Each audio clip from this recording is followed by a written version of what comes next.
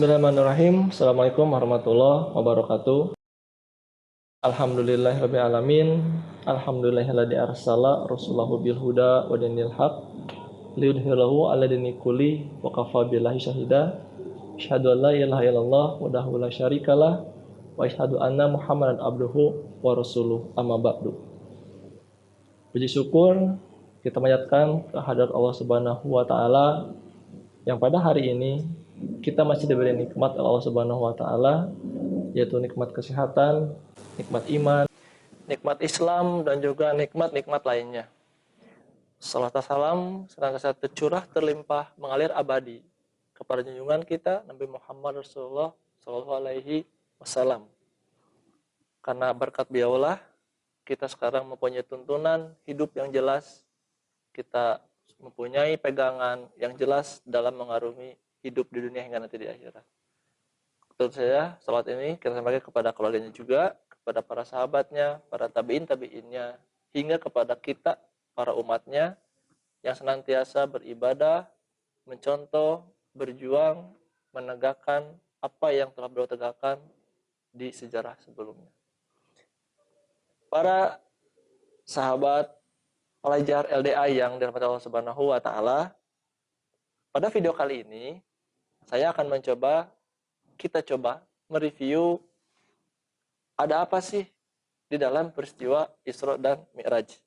Tentunya hal ini berkaitan dengan beberapa hari ke depan kita akan memasuki peristiwa besar yang terjadi kepada Nabi Muhammad Rasulullah SAW, yaitu peristiwa Isra dan Mi'raj. Bagi kita yang mungkin awam atau hanya mengetahui Isra dan Mi'raj itu adalah peristiwa ketika beliau, Nabi Muhammad Rasulullah SAW, itu pergi dari Mekah ke Madinah dalam satu waktu. Kemudian diterimanya perintah sholat. Nah, sebetulnya peristiwa Isra dan Mi'raj itu adalah dua peristiwa yang berbeda. Seperti itu, ya.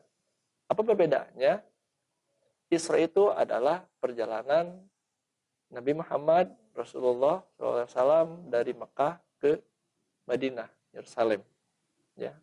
Kemudian Mi'raj itu adalah berpindahnya beliau dari bumi menuju Sidratul Muntaha, menuju langit ke-7. Nah, sahabat pelajar yang dirahmati Allah Subhanahu wa taala, kemudian ada peristiwa apa lagi yang terjadi kepada beliau sehingga orang-orang kafir Yahudi ketika itu tidak mempercayai cerita beliau tersebut. Karena jarak tempuh dari Mekah ke Madinah pun itu harus dilalui beberapa hari. Tapi beliau menceritakan kepada para sahabat dan pada kaumnya ketika itu, beliau menempuh hanya dalam waktu 1 malam saja. Dan sebagian besar pada para musuh-musuh Allah ketika itu, para orang-orang kafir Yahudi ini tidak mempercayainya karena memang tidak masuk di akal, ya, seperti itu. Kemudian Isra Mi'raj itu terjadi pada suatu malam tanggal 27 Rajab, ya. Nah, kemudian Nabi Muhammad Rasulullah SAW itu diriwayatkan di dalam beberapa hadis. Salah satunya adalah di dalam hadis yang diriwayatkan oleh Imam Bukhari dan Muslim. Suatu hari ketika itu Nabi Muhammad Rasulullah SAW bersama para sahabatnya telah menunaikan sholat di Masjid Madinah. Ya. Ketika itu turunlah surat Al-Baqarah ayat 144 yang memerintahkan umat Islam agar memalingkan wajah berkiblat ke Masjidil Haram. Seperti itu, karena ketika itu umat Islam itu berkiblat belum ke Masjidil Haram, ya, sebagai kiblat ibadahnya. Di dalam surat Al-Baqarah ayat 144 di sana diterjemahkan bahwa sungguh kami sering melihat mukamu menengadah ke langit.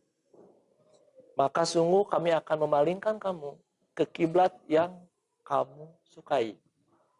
Palingkanlah mukamu ke arah Masjid Al-Haram dan di mana saja kamu berada. Palingkanlah mukamu ke arahnya.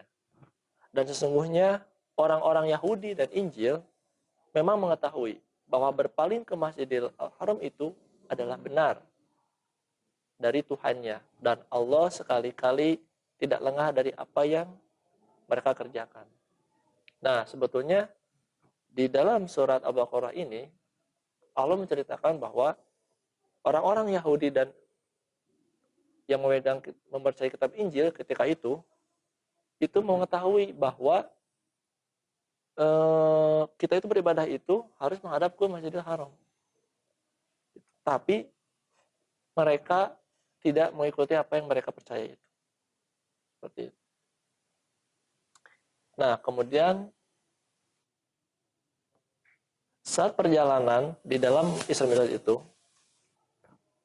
ketika itu Nabi Muhammad SAW ketika mau menemui Allah di langit ketujuh, di Arash, beliau tidak ditemani oleh malaikat Jibril saja. Karena kata itu Rasulullah, beliau itu mengendarai kendaraan yang namanya buraq. Seperti apa bentuk buraq? Ceritakan bahwa buraq itu adalah hewan yang putih warnanya, kemudian panjang, berbadan besar, melebihi keledai, dan bersayap. Mungkin kalau hari ini kalau kita mau membayangkan keledai, lebih besar dari keledai, kemudian mempunyai sayap seperti kuda. Kuda apa ya? Nah, yang ada sayapnya bisa terbang. Nah, kuda poni ya. Seperti itu. Nah, kemudian dikisahkan juga buruk ini, hewan ini yang Rasulullah tunggangi, itu dalam sekali melangkah itu bisa menempuh perjalanan sejauh mata memandang dalam sekejap. Insya Allah. Ya. Jadi, kalau dari sini ke ujung, jarak yang bisa kita lihat, nah, sekejap itu seperti itu. Secepat itulah buruk bergerak. Makanya tidak mustahil ketika Rasulullah SAW itu menyampaikan bahwa beliau dari Mekah ke Madinah, kemudian dari Madinah itu naik ke Sidratul Muntaha, dan naik ke 1, kedua sampai ke 7 itu dalam waktu semalam saja hingga kembali lagi. Seperti itu. Kemudian ada apa saja? Bertemu dengan siapa saja? Ketika Rasulullah naik ke Sidratul Muntaha. Yang pertama, di langit pertama beliau bertemu dengan manusia sekaligus oleh Allah yang pertama kali di bumi, yaitu Nabi Adam alaihi salam. Diceritakan beliau bertegur sapa dengan Nabi Adam alaihi salam sampai sebelum akhirnya meninggalkan dan melanjutkan perjalanan ke langit kedua. Seperti biasa, Nabi Adam alaihissalam memberikan doa kepada beliau agar beliau diberi kemudahan dalam setiap langkahnya. Kemudian lanjut beliau naik ke langit kedua. Di langit kedua, Nabi Muhammad SAW bertemu dengan Nabi Isa dan Nabi Yahya. Seperti hanya di langit pertama, Rasulullah pun disapa dengan ramah oleh kedua Nabi tersebut. Suatu akan meninggalkan langit kedua, Nabi Isa pun dan Nabi Yahya pun memberikan doa kepada beliau. Memberikan doa kebaikan kepada beliau. Kemudian Nabi pun bersama malaikat Jibril naik, selanjutnya menuju ke langit ketiga. Ada siapa di langit ketiga? Beliau ketika masuk ke dalam langit ketiga, sampai di langit ketiga, beliau bertemu dengan Nabi tertampan, yaitu Nabi Yusuf alaihissalam. Nabi Yusuf adalah Nabi atau manusia tertampan yang pernah diciptakan Allah Subhanahu wa taala di bumi. Saking tampannya ketika itu diceritakan di dalam sejarahnya, wanita yang sedang mengupas buah pun itu sampai melukai tangannya dan tidak menyadari kalau tangannya terluka. Saking tampannya ketika melihat sosok Nabi Yusuf alaihissalam. Masya Allah. Ya. Kemudian dalam pertemuannya pun Nabi Yusuf memberikan sebagian dari ketampanan wajahnya kepada Nabi Muhammad. Sehingga Nabi kita, Nabi Muhammad SAW itu dalam riwayat lainnya, dalam biografinya itu diceritakan mempunyai dagu yang lebar, wajah yang enak dipandang, sehingga siapapun ketika bertemu dengan beliau itu merasa tenang hatinya. Masya Allah. Dan ternyata ketika dalam peristiwa ini, ketampanan dari Nabi Yusuf itu alaihissalam itu oleh Allah diberikan sebagian kepada Nabi Muhammad. Masya Allah ya. Kemudian di langit selanjutnya, langit keempat, beliau bertemu dengan Nabi Idris. Nabi Idris itu merupakan manusia pertama yang mengenal tulisan dan Nabi yang berdakwah kepada Bani Qabil di Mesir. Seperti pertemuan dengan Nabi-Nabi sebelumnya, Nabi Muhammad pun itu diberikan doa oleh Nabi Idris supaya diberi kebaikan pada setiap urusan yang dilakukannya di saat itu. Karena mereka mengetahui bahwa Nabi Muhammad ketika itu akan bertemu dengan Allah Azza wa Jalla. Selanjutnya di langit kelima Nabi Muhammad Rasulullah SAW bertemu dengan Nabi Harun. Siapa Nabi Harun? Nabi Harun yaitu Nabi yang mendampingi Nabi Musa ketika mengajak seorang raja yang mengaku Tuhan di Mesir, yaitu Raja Firaun. Orang yang menyebut dirinya Tuhan dan kaum Bani Israel yang diajak untuk beriman kepada Allah Subhanahu wa Ta'ala. Harun dikenal sebagai Nabi yang memiliki kepandaian dalam berbicara dan meyakinkan orang. Ketika oleh Allah diutus untuk mendampingi Nabi Musa berdakwah kepada Raja Firaun. Di langit kelima ini, Nabi Harun pun mendoakan Nabi Muhammad untuk senantiasa mendapat kebaikan pada setiap perbuatannya. Dari langit pertama, Nabi Adam hingga langit kelima ini, semua Nabi yang dihampiri oleh Nabi Muhammad memberikan doanya agar Nabi Muhammad diberikan kemudahan untuk melewati langkah-langkahnya di dalam level-level langit ini. Kemudian pada langit ke-6, ada siapakah langit ke-6? Atau bertemu dengan siapakah Nabi Muhammad di langit ke-6 ini? Di sana beliau bertemu dengan Nabi Musa alaihissalam, yaitu Nabi yang memiliki jasa besar dalam membebaskan Bani Israel dari perbudakan dan yang menuntun mereka menuju kebenaran ilahi. Selama bertemu dengan Nabi Muhammad, Nabi Musa diceritakan itu menyambut layaknya kedua sahabat lama yang tidak pernah bertemu sebelumnya. Sangat akrab sekali. Sebelum Nabi Muhammad pamit pun meninggalkan langit ke-6, Nabi Musa melepasnya dengan doa kebaikan juga. Nabi Musa AS memberikan doa agar Nabi Muhammad diberikan kemudahan dalam urusan yang sedang dijalaninya ini. Karena ini merupakan peristiwa atau urusan yang sangat berat bagi beliau.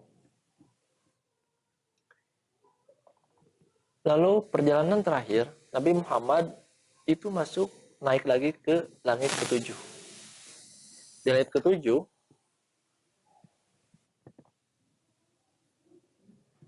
Rasulullah bertemu dengan sahabat Allah, yaitu bapaknya para nabi, yakni Ibrahim alaihissalam. Sewaktu bertemu, diceritakan Nabi Ibrahim sedang menyandarkan punggungnya ke Baitul Ma'mur. Baitul Ma'mur ini adalah suatu tempat yang disediakan oleh Allah kepada para malaikatnya. Setiap harinya tidak kurang dari 70.000 malaikat masuk di dalamnya. Kemudian Nabi Ibrahim mengajak Nabi Muhammad pergi ke Sidratul Muntaha sebelum bertemu dengan Allah Subhanahu wa Ta'ala untuk menerima perintah sholat. Apakah itu Sidratul Muntaha? Tempat itu merupakan sebuah pohon yang menandai akhir dari batas langit ke-7. Jadi dari langit pertama, kedua, ketiga, sampai langit ke-7, batas langit ke-7 itu adalah adanya Sidratul Muntaha, yaitu sebuah pohon ya yang menjadi ciri bahwa tempat ini adalah ujung dari langit ke-7. Masih dalam hadis yang sama, Nabi Muhammad SAW menceritakan bentuk fisik dari Sidratul Muntaha, yaitu berdaun lebar seperti telinga gajah ya, seperti itu, melebar, dan buahnya yang menyerupai tempayan besar, ya seperti itu. Namun ciri fisik Sidratul Muntaha itu berubah ketika Allah Subhanahu wa taala datang. Bahkan beliau pun Nabi Muhammad SAW sendiri tidak bisa berkata-kata menggambarkan keindahan pohon Sidratul Muntaha seperti itu. Jadi berubah ya ketika Allah datang. Pada kepercayaan agama lain juga ternyata Sidratul Muntaha itu juga diartikan sebagai pohon kehidupan. Ya, jadi tidak hanya ada di agama Islam juga. Ternyata di kepercayaan agama lain juga ada yang namanya Sidratul Muntaha. Di Sidratul Muntaha inilah Rasulullah berdialog dengan Allah Subhanahu wa taala. Insyaallah.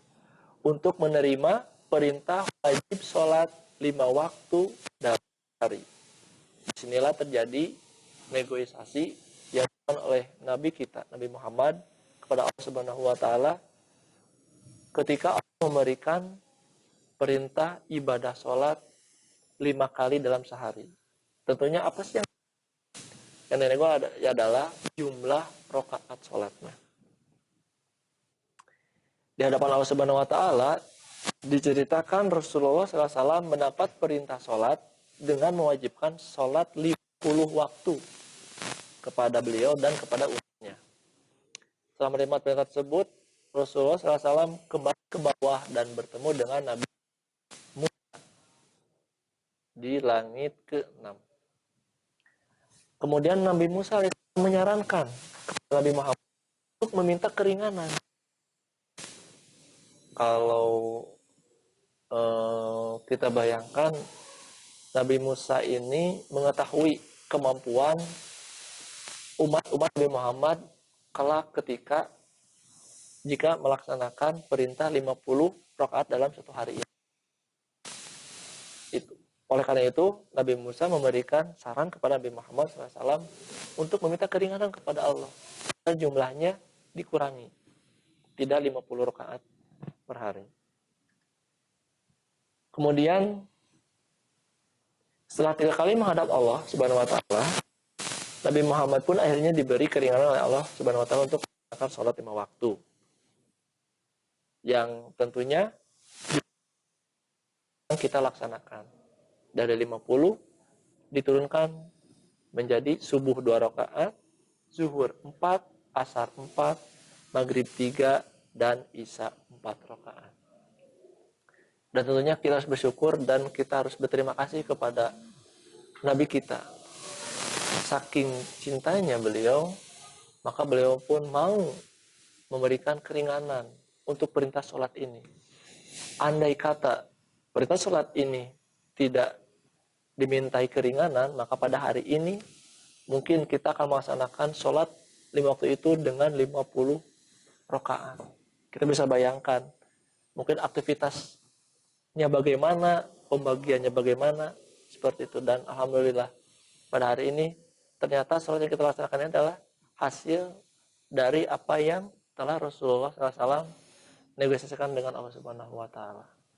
Makanya kita jangan pernah menyepelekan yang namanya sholat 5 waktu.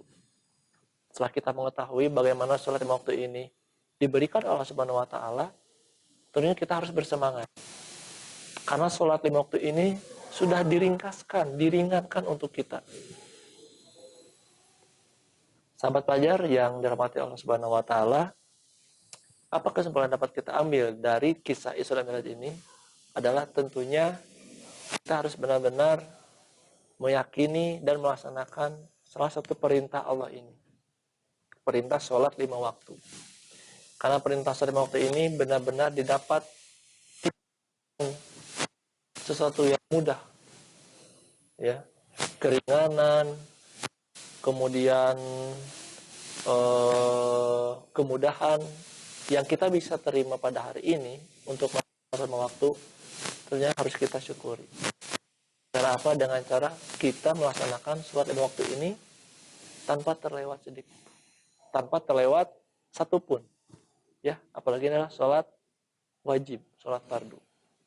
Nah, bagi teman-teman sahabat LDA, ya, jika memang sudah masuk waktunya sholat, maka tinggalkanlah semua aktivitas apapun itu, ya tinggalkan, kemudian segeralah mengambil air wudhu dan segeralah menghadap Allah Subhanahu wa taala untuk berdialog. Baik itu kita mau menyampaikan doa, mensyukuri apa yang telah diberi Allah Subhanahu wa taala dan apapun yang ingin kita sampaikan kepada Allah Subhanahu wa taala. Nah, demikian yang bisa disampaikan. Mudah-mudahan apa yang bisa disimak dari video ini bisa menambah keyakinan kita, bisa menambah rasa cinta kita kepada Nabi kita Muhammad SAW, kemudian menambah keyakinan keimanan kita kepada Allah Subhanahu wa taala dan senantiasa kita menjaga sholat 5 waktu kita. Demikian, terima kasih. Mohon maaf atas kekurangannya. Sebelum meninggalkan video ini, jangan lupa untuk like, subscribe, kemudian klik loncengnya agar bisa menerima notifikasi dari video-video yang lainnya. Dan jangan lupa silakan menyimpan komentar atau pertanyaan apapun yang mau ditanyakan di kolom komentar video ini. Dan jangan lupa terus pantau channel PSPT SMK Amanah di dalam acara LDA. Terima kasih. Demikian dari saya. Mohon maaf. Assalamualaikum warahmatullahi wabarakatuh. Sampai ketemu lagi.